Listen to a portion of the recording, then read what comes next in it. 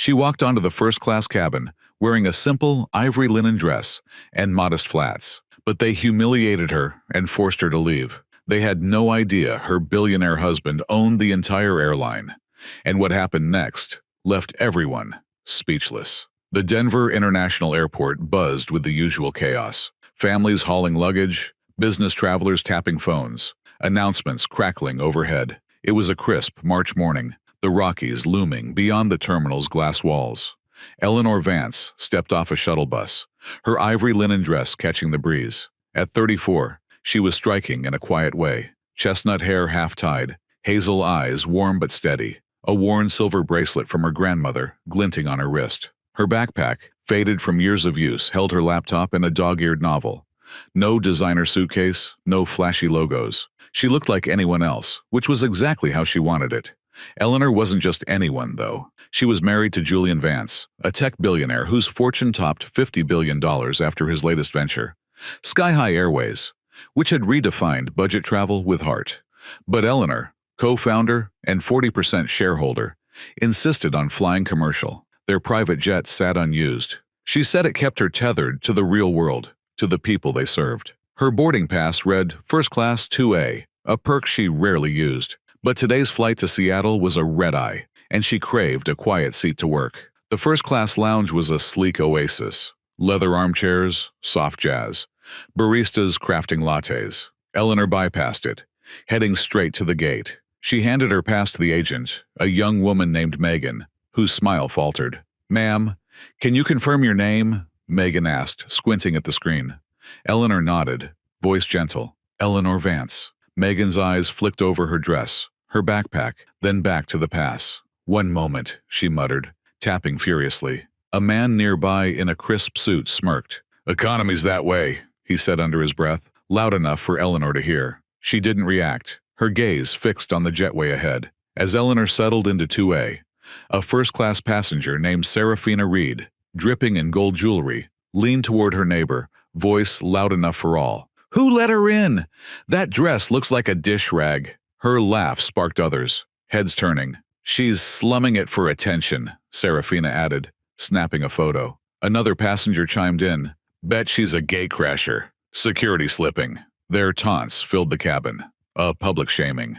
Eleanor adjusted her bracelet, her face serene, but the venomous stares burned, relentless and unearned. Boarding began, and Eleanor stepped into the first-class cabin of SkyHigh Airways' newest plane. Plush seats, warm lighting, the faint scent of lavender. She slid her backpack under 2A, settling in with her novel. That's when the trouble started. Flight attendant, Greta Meyer, mid-40s with a tight bun and sharper eyes, approached. "Excuse me," she said, her tone clipped. "This is first class. Can I see your boarding pass?" Eleanor handed it over, her smile polite.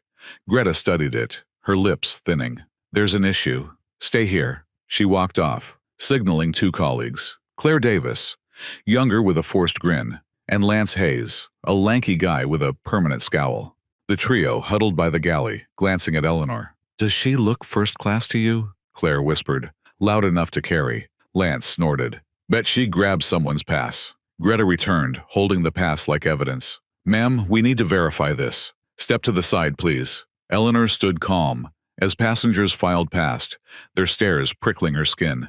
A woman in a Chanel coat muttered, "Some people will try anything." A businessman, David Holt, chuckled to a seatmate. "What's next? Backpackers in the cockpit?" Eleanor's fingers grazed her bracelet, but her face stayed serene. Greta scanned the pass again, her frown deepening. "System says 2A's reserved for a VIP, she said, voice rising. "There's been an error. You're in economy 32C. Eleanor's brow lifted slightly. "I booked this seat," she said softly. "Can you check again?" Claire stepped in, arms crossed. "Ma'am, don't make a scene. Economy's fine for you." Lance loomed behind, adding, "Move, or we'll call security." The cabin grew quiet, all eyes on Eleanor. She nodded, grabbing her backpack, and followed them to the back, her steps measured, head high. The walk to economy was a gauntlet. Passengers whispered, phones sneaking photos. "She tried to sneak into first class," a teen said, giggling. "Look at her clothes. Total scam." Another hissed in row 32. Eleanor took her new seat, the cushion lumpy, the air stale. A man named Gary Reed, in a loud tie, leaned across the aisle. "Nice try, lady. Stick to your lane." His wife smirked, filming Eleanor with her phone. "This will go viral," she said, tapping away. Eleanor opened her novel, her hands steady, but the cabin's hum felt like 1,000 tiny cuts. In economy, as Eleanor stowed her backpack, a flight attendant named Kara, passing through, muttered loudly to Lance, "She's the one who caused all that fuss up front. Thinks she's special." Passengers nearby perked up, smirking. "Probably faked her ticket." A woman in yoga pants scoffed, nudging her friend. "No class, no cash," another added, filming Eleanor's every move. Their whispers grew, a chorus of contempt. Eleanor sat quietly, opening her book, but the cabin's hostility pressed hard. A public trial for daring to exist in economy. As the plane taxied, Claire made rounds, her smile bright for others, but gone for Eleanor. "Need anything back here?" she asked, sarcasm dripping. "Or are you good with pretzels?" A few passengers laughed, egging her on. Lance passed by, tossing a blanket that landed half on Eleanor's lap. "Don't say we didn't hook you up," he quipped, winking at Gary. Greta, from the front, called out, "Focus on your job, Lance. Leave the charity case alone." Their laughter echoed, sharp and unapologetic. Eleanor turned a page, her expression unchanged, but her hazel eyes caught the light, fierce beneath the calm. Gary's wife, Melissa, kept filming, narrating for her followers. So this woman thought she could fake her way into first class. "Look at her now," her voice carried, drawing snickers. "Bet she's never seen $1,000,000, Gary added, loud enough for rows around to hear. A college kid nearby, earbuds dangling, tweeted, "Lady and coach got owned, tried to play rich, lol." The post spread, racking up likes.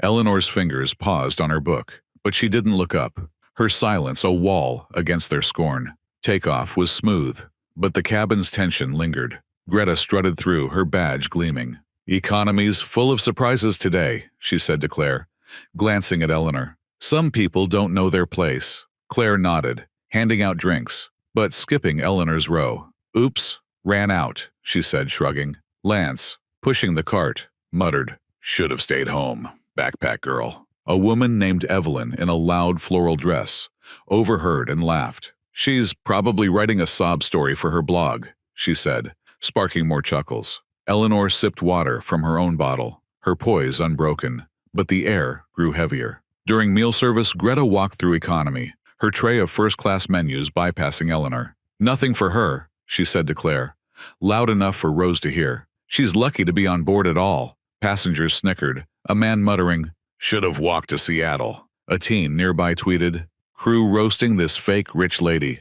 Iconic." The jabs kept coming, each one sharper, as phones captured Eleanor's calm face. She sipped her water, unruffled, but the crew's open disdain fueled the crowd's cruelty, a spectacle of scorn. Mid-flight, Gary leaned over again. "Hey, what's your deal? You scam tickets often?" His tone was playful, but cruel, his wife's phone still rolling.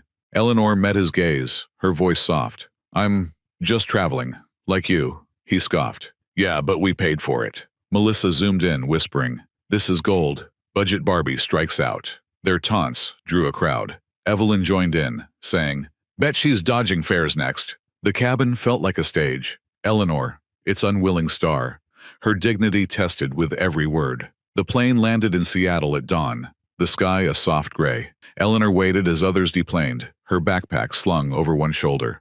Greta stood at the exit, her smile reserved for first-class passengers. "Hope you learned something," she said as Eleanor passed, her tone icy. Claire chimed in, "Stick to buses next time." Lance just smirked, waving her off. Outside, Eleanor hailed a cab, her face calm, but her phone buzzed. Melissa's video, now viral, captioned, "First class fail, know your place," had 2 million views and counting. At the gate in Seattle, as Eleanor waited to deplane, a group of first-class passengers lingered, their voices carrying. "She's the one who held us up," David Holt said, pointing.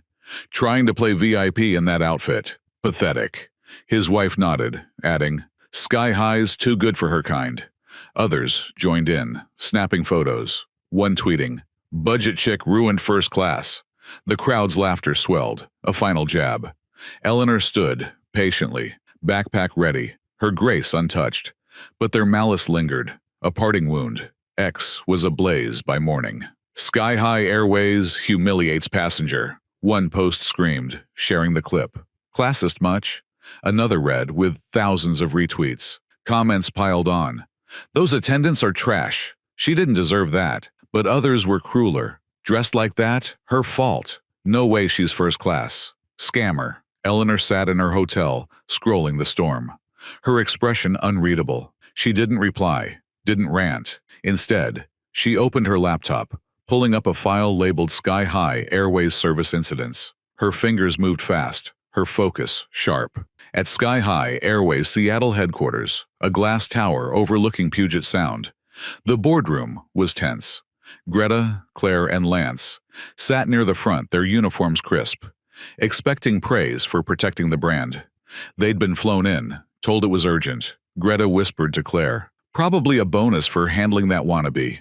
Lance nodded, smug. The room filled. Executives, shareholders, a PR team tapping tablets. Then the doors opened, and Julian Vance walked in, his presence commanding. At 39, he was lean, with dark hair and eyes that could warm or burn.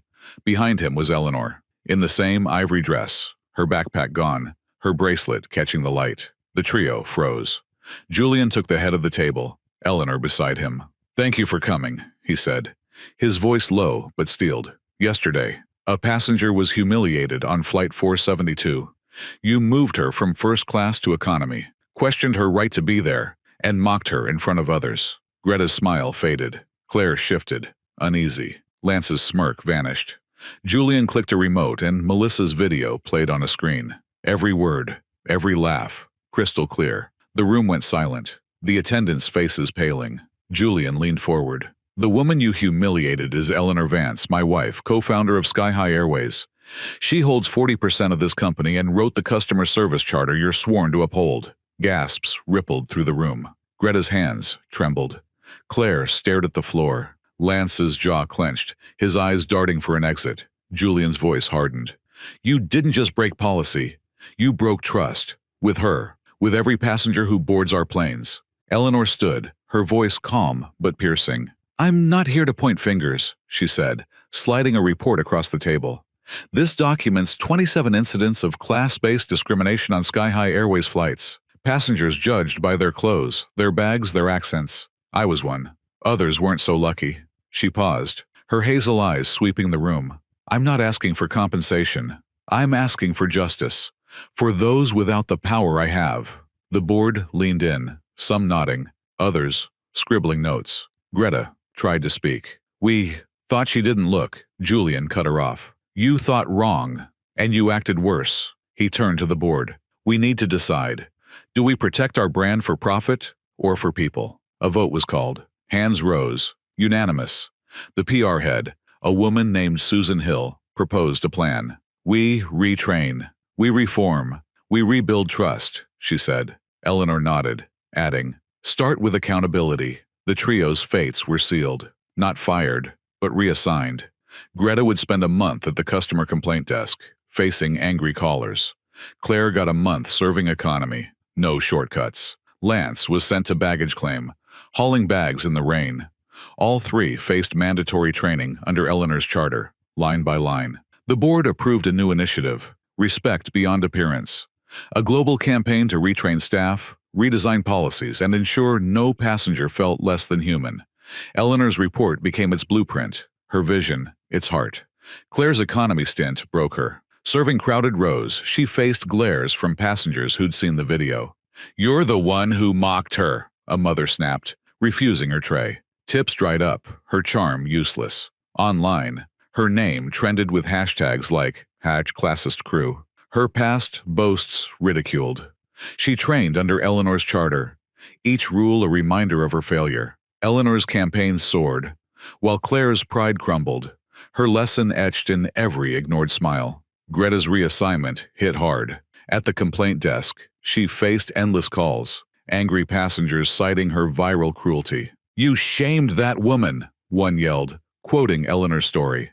Her colleagues distanced her, her badge a mark of shame. Ex-users dug up her old posts, exposing her snobbery. At night, she scrolled #SkyHigh. Apologize. Her name trashed. Eleanor's initiative thrived. While Greta's arrogance cost her respect, her career now a lesson in humility. The fallout was swift. Melissa's video, once a weapon, backfired. Ex-users dug into Greta's LinkedIn, Claire's old tweets, Lance's public posts, calling out their elitist vibes. A hashtag, #SkyHigh, apologize trended, but so did #Eleanor Rises, with fans posting, "She's the real deal." Melissa deleted her account, her viral fame souring. Gary issued a weak apology online. It was buried under backlash. The media pounced. CNN, Billionaire's wife shames airline bias. Forbes, Eleanor Vance redefines class. 3 months later, Eleanor boarded another SkyHigh Airways flight, Denver to Chicago. Same ivory dress, same bracelet, same backpack. The gate agent, a new hire named Naomi, smiled warmly. "Welcome, Ms. Vance." The cabin was bright, the crew attentive. Lance stood at the entrance, his uniform slightly wrinkled, his nod respectful. "Welcome back, Ms. Vance," he said, voice low. "Thank you for the lesson." Eleanor met his eyes, her smile soft, not smug. She took seat 2A, opened her novel, and settled in. The flight was smooth, the service flawless. A young woman in a hoodie clutching a worn duffel sat across the aisle. The crew treated her like royalty. Extra pillows, a warm meal, a kind word. Eleanor watched, her heart full, knowing this was the change she'd fought for. Not for her, but for everyone. The planes soared over the plains, the horizon endless, and Eleanor turned another page, her work just beginning. She'd turned their cruelty into a new kind of sky, one where no one flew beneath anyone else. Sometimes, the most powerful statements come without a single raised voice. Just a quiet woman in a linen dress who refused to shrink. If this story touched something in you, remember, respect isn't worn, it's earned. And sometimes, the most powerful people in the room are the ones no one bothered to look at. Like, share, comment, and subscribe if you believe dignity should never depend on how someone looks. Because sometimes, one quiet woman in a simple dress can change the way the world sees itself.